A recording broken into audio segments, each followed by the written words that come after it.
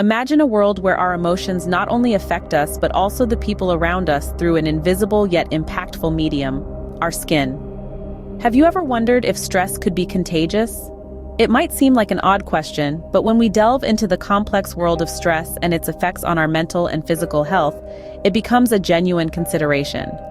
Stress, for all its notoriety, is primarily regulated by a hormone our bodies naturally produce, known as cortisol. This hormone plays a pivotal role in not only our mental and emotional well-being, but also has profound consequences on our physical health. Picture this: the more we experience stress, the more cortisol our bodies produce. This influx of cortisol can lead to chronic inflammation, which over time increases our risk of heart disease, among other health issues. But here's the kicker: stress is subjective. That means what stresses one person might not stress another. We all perceive and react to stressors differently. While a little stress can actually be beneficial, helping us face challenges head-on, chronic stress can have detrimental effects. It's like being stuck in a never-ending cycle, where stress feeds stress, leading to a host of health problems. Now let's circle back to that question at the beginning. Can stress be contagious? Surprisingly, the answer is yes. Individuals can experience emotional exhaustion after interacting with others who are stressed. This phenomenon, known as stress contagion, can have a significant impact on our personal and professional relationships. Understanding the physiological and psychological mechanisms of stress contagion is crucial for managing its impact. We need to be aware of how our stress levels can affect those around us and take steps to manage it effectively. So what's the takeaway here? Stress, in its many forms, is an integral part of our lives. It's not just about feeling overwhelmed or anxious. It's about how our bodies respond to these feelings, the physical toll it takes, and how it can affect those around us. Stress, it seems, has a way of making its presence known in our lives, even when we least expect it. It's a powerful force that can shape our relationships, our health, and our overall well-being. But with understanding and effective management, we can reduce its impact and live healthier, happier lives. Ever thought about the magic of a simple handshake or a warm hug? These seemingly insignificant actions carry a world of meaning, fostering emotional bonds and resonating deeply within us. When we lock eyes, especially with the left eye, or exchange physical touch, something wonderful happens. This is not just a sentimental notion, but a physiological fact backed by science. Our bodies respond to these interactions by releasing oxytocin, often referred to as the bonding hormone. This incredible hormone promotes trust and connection, laying the foundation for strong emotional bonds. It's like a secret language, spoken not through words, but through the simple act of touch, the silent exchange of gazes. And just like any language, the more we use it, the more fluent we become, the deeper our connections grow. It doesn't stop there. Shared experiences of vulnerability, of emotional intensity, they too play a pivotal role in strengthening these bonds. They echo primitive survival instincts, reminders of our evolutionary past where connection and cooperation were paramount to survival. In a world where digital communication often overshadows face-to-face interaction, it's easy to forget the power of a simple touch, the silent conversation that takes place in a gaze. But it's these very things that remind us of our shared humanity, that bring us closer together, that make us feel seen, understood, connected. So a little touch, a simple look, might just be the dose of connection we all need. What if I told you that a leader's stress could set the tone for the entire organization? Cortisol, the primary stress hormone, has a far-reaching impact beyond our personal health and well-being. It's not just about the sleepless nights or the sudden appearance of belly fat. Cortisol's influence stretches outwards, touching the very dynamics of our professional lives, specifically in the realm of leadership.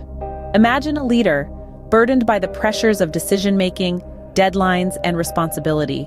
Their cortisol levels are skyrocketing, their stress palpable. Now, what happens next is fascinating. This stress doesn't remain confined to the leader. Instead, it seeps out, spreading through the organization like a contagion. This phenomenon, known as stress contagion, is a testament to our deeply ingrained social instincts. We're finely tuned to pick up on the emotional states of those around us, especially those in positions of authority. When a leader is stressed, the team senses it. That tension permeates the atmosphere, and before you know it, everyone's cortisol levels are up, and the entire team is marinating in stress. The result? a decline in overall well-being, and a noticeable dip in performance. But it's not all doom and gloom. Understanding this mechanism opens up an avenue for positive change. If a leader's stress can infect an entire team, then surely their calm can do the same. That's where stress management comes into play. Effective leadership isn't just about making tough decisions or inspiring your team. It's also about managing your own stress levels. It's about understanding that your emotional state, regulated by hormones like cortisol, can and will influence your team. So leaders, take note. Prioritize self-care. Practice stress-reducing activities like meditation or yoga. Get enough sleep. Your well-being is not just about you. It's about your team, your organization. It's about creating an environment where everyone can thrive. Leaders, it seems, need to keep their cool not just for their sake, but for their team's well-being too. Ever woken up from a good night's sleep feeling like a whole new person? There's a solid reason for that rejuvenated feeling. Quality sleep is not just a luxury. It's an essential component for brain health and stress management. When we sleep, our bodies aren't just idling away, they're hard at work. One of the key tasks is memory consolidation. Throughout the day, your brain takes in an enormous amount of information. Come nighttime, while you're dreaming about flying unicorns or that beach vacation, your brain is sifting through those memories, deciding which ones to keep and which ones to let go. This process is critical for learning and making sense of your day-to-day life. But that's not all. Sleep also plays a crucial role in emotional processing. Ever noticed how everything seems more intense when you're sleep-deprived? That's because a lack of sleep can cause an overreaction to emotional stimuli. It's during those quiet hours of sleep that our brains process our emotions, helping us to navigate our feelings more effectively when we're awake. Now here's something fascinating. There's a unique cleaning system in the brain called the glymphatic system, which becomes 10 times more active when we're asleep. It's like a nocturnal housekeeper, flushing out harmful toxins that accumulate in the brain during wakefulness. These toxins are often associated with neurodegenerative diseases such as Alzheimer's and Parkinson's. So, you see, sleep is not just about giving your body a break, it's also about cleaning your brain.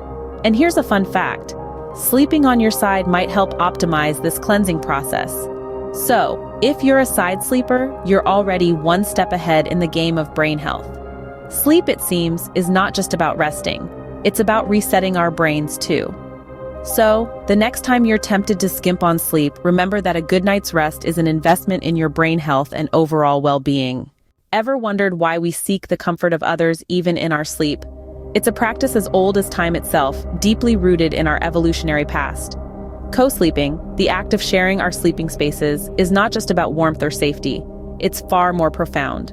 Co-sleeping fosters emotional and physical bonding, creating a unique sense of connection. As we sleep nestled close to our loved ones, our bodies respond by releasing oxytocin, often referred to as the bonding hormone. This powerful hormone not only enhances our emotional ties, but also bolsters our resilience. This resilience is not just a psychological phenomenon, it manifests physically too.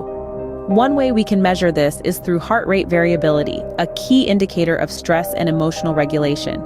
Studies show that co-sleeping can improve heart rate variability, indicating better resilience to stress. However, it's not just about the physiological benefits. The sense of connection that co-sleeping fosters is incredibly valuable, especially in our often disconnected modern world. It helps us feel understood, valued, and less alone. Despite the challenges that modern living might pose to co-sleeping, maintaining such arrangements can have a profound impact on our overall well-being. It's a simple yet powerful way to nurture our bonds, manage stress, and feel more connected to our loved ones. Sharing our sleep space, it seems, could be the secret to more connected and resilient lives.